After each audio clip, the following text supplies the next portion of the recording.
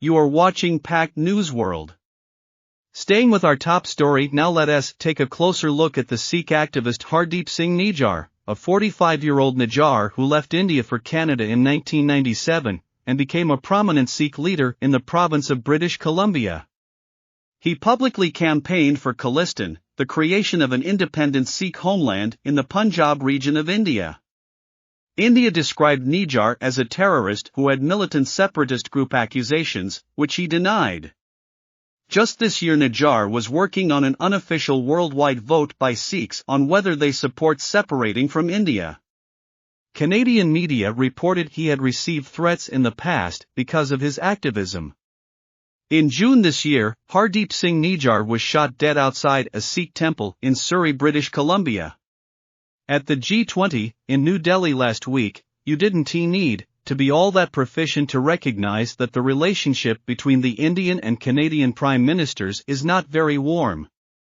In fact, right now you might say it's in the deep freeze, and today we learn why Justin Trudeau has told the Canadian Parliament there is credible evidence that the Indian government agents were behind the alleged assassination.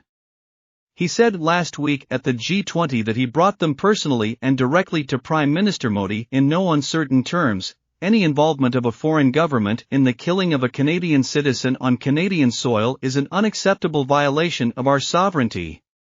He was wanted by the Indian authorities, and had been warned by the Canadian Intelligence Agency. There were threats against him. The Indian government said that the allegations was absurd and were completely rejected when the two leaders met in New Delhi last week. The Canadian authorities have now expelled a key Indian diplomat. He was the head of India's Foreign Intelligence Agency in Canada, and Justin Trudeau has been speaking about this incident again and said, "The government of India needs to take this matter with the utmost seriousness. We are doing that. We are not looking to provoke or escalate, we are simply laying out the facts, as we understand them, and we want to work with the government of India, to lay everything clear and to ensure that there is proper progress." Joanna Chu, an author and journalist from the Toronto Star who covered the speculation behind the shooting back in June, said, "Prime Minister Trudeau has not given more details on what Intelligence Canada has, but based on our interviews with experts who have followed this case, it seems clear that Ottawa would not accuse India in such strong terms if it did not have quite strong intelligence." She said, "Usually if a state is involved in allegedly putting out a hit on someone outside its own country, it would try to cover these tracks so evidently, either India did not do a good job of covering its tracks, or there might be someone who was talking, who was involved, or perhaps another country provided some intelligence. So that's also a mystery how Canada was able to get such compelling evidence."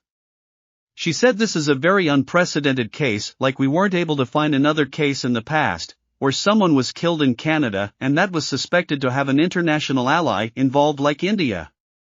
And so what has happened since that case, for the others, because it's a big Canadian Sikh community, there are other people within that community who are now under protection, so Canada is actually home to the world's largest state diaspora outside of India, so for a long time this has been a point of tension in the Canadian-Indian relationship. A lot of people in the community have said that they have been targets of Indian state interference for years, that visas have been denied, that basically their family members are kind of being held hostage in India, in retaliation for some of their democratic activities and political advocacy, according Independent State for Sikh in India. She said she has heard from others who are requesting anonymity, that they have also been warned by Canadian police that there are also credible death threats against them, and they have been asked to leave their homes in BC in Canada on multiple occasions.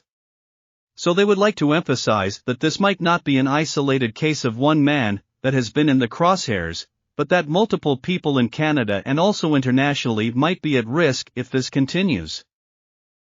Stay connected and subscribe our channel for more updates.